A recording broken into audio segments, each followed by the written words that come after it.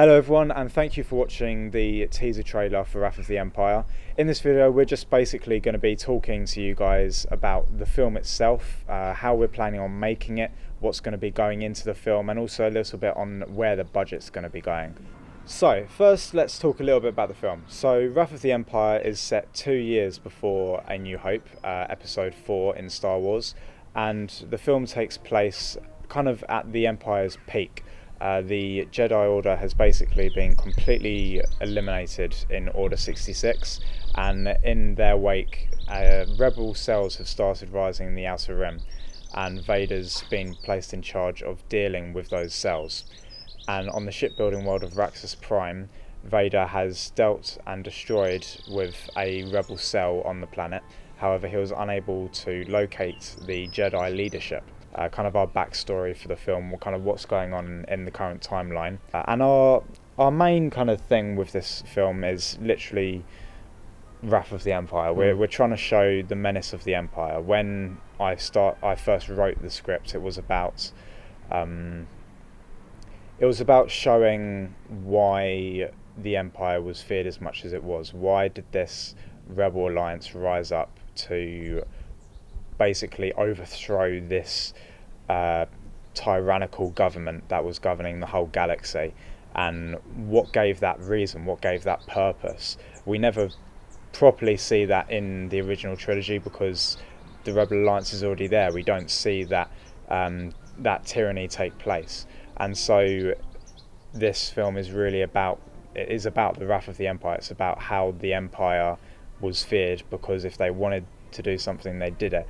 Hadn't been played yet by a human, but at the same time, people love the way he is in the animated series. So I didn't want to copy that, I wanted to, because I'm the first person to play him, so I'm just going to play him the way I feel he should be played, and people take into account that it's a real human playing him. To get into his mannerisms and things. But personally, I was a bodyguard for 10 years, and I've worked in some really bad places in the world, so I've learned to be like 3 or 4 steps ahead of what I think the enemy are going to do anyway. That's how you survive. So Thrawn is pretty much in that mindset. I think Ares brings out Thrawn's intelligence. There's a scene at the start where Ares sort of tries to say, we're not going to find them doing it this way, and it's like quite a smart way he says it. And then Thrawn corrects him, and it's always like Ares is a smart character in himself, but he makes Thrawn look even smarter just by Thrawn's sheer intelligence and sort of ambition. It sort of outshadows Ares at points. I think that Ares and Thrawn are probably the best duo in the film, if I do say so myself. I think, as I said, the Obi-Wan that I saw Sir Alec Guinness play, that character, the depth of that character, he's incredibly introspective and yet incredibly powerful, and his knowledge and his wisdom and his acid sense of humour, which actually shows his understanding of where it is he is placed within this universe, this wondrous thing that is called Star Wars. I think he's probably in many ways the most powerful character, and is always questioning. He's always questioning where his place is. I think the set I'm looking forward to building the most is going to be the cantina, because that's one of the original sets that Star Wars fans love being a part of. It's that episode 4, straight back in, old school Star Wars. Nothing's clean and tidy like a Star Destroyer bridge. It's all nitty gritty, dirty, spacey. It's going to be real fun to make that one. So working on this project has been quite different, because what we've done is we've essentially experimented with trying to design a lot of the original Star Wars sounds in the same way that Ben Burtt did them. So for example, for the lightsaber sounds, we actually recorded some specific electronic sounds and then performed them by playing them from a speaker and then moving a microphone around them, which is how Ben Burtt did it originally. But what we did find is in those experiments that certain sounds worked better than others. So what we did was we combined some of the original sounds from the original series with some newly designed sounds as well.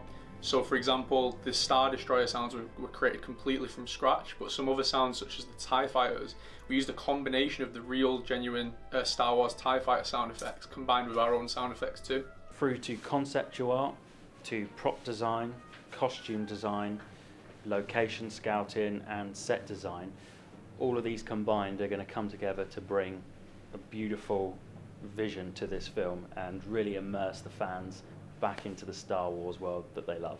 Striving to make a Star Wars film that not rivals a real legitimate Star Wars film, but it's just a good pretty film close to it. on its own as well. It has to. Exactly. It has to stand on its own 2 feet as not just a Star Wars film, but as just a good short film. Yeah, definitely. From the start, and to do that, you have to have the best cast and crew. Yeah, and we've done that. So, kind of our production for after the Kickstarter is to immediately go into the final stages of pre-production, which is building our sets. We will have 3 sets, which is 2 of them we won't talk about, but our main one is our Star Destroyer command bridge. It will make things a lot easier for us in production and for our actors. And it will cut down on VFX heavily. Yeah, it will stop any kind of mistakes happening with VFX either on production or in post-production, and it will give our actors a lot to work with, as well as a lot for us to film. It will be holding true to the practical effects side of Star Wars as well, which we really want to do. It makes it easier for us to film and us to produce, as well as it just looking better in general. Yeah, practical always looks better than CG. So yeah, exactly. Yeah, we want to do as much of that as possible, but the downside to that is it costs money. Yes, that is that side of it really, and obviously we are asking for a higher budget than other Star Wars films have done in the past, but that is because we are, for example, building our Star Destroyer set. We are looking at producing a film that is of a high quality and high production value. That means that it will cost more.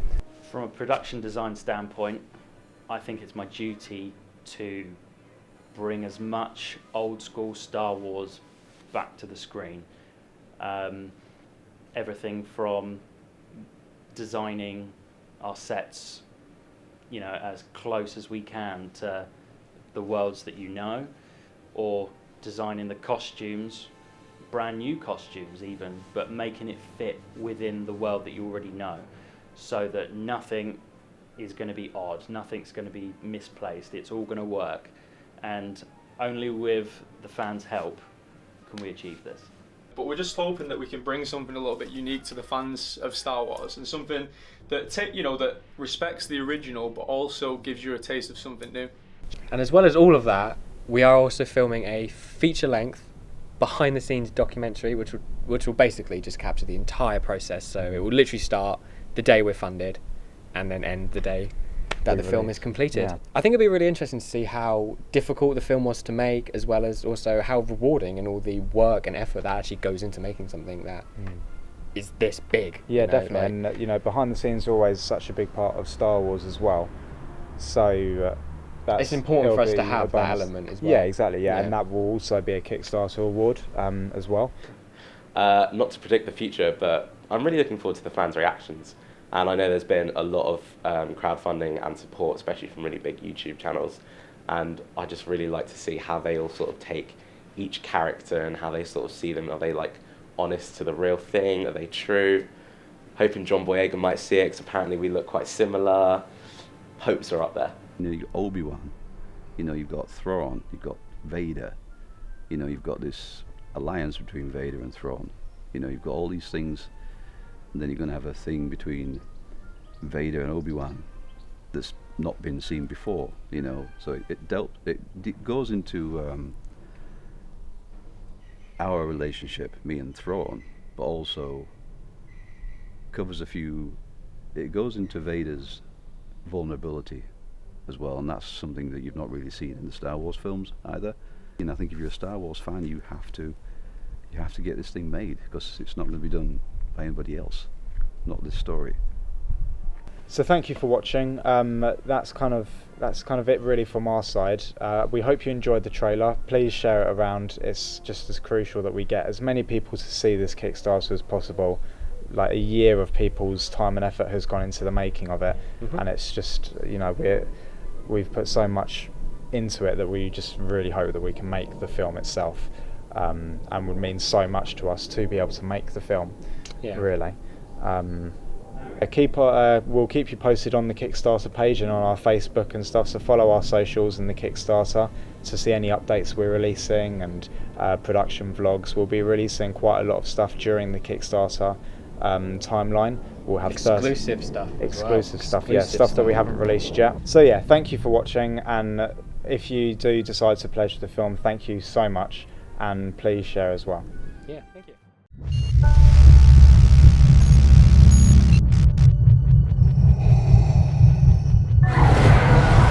By the Emperor's command, we are to track down the Jedi.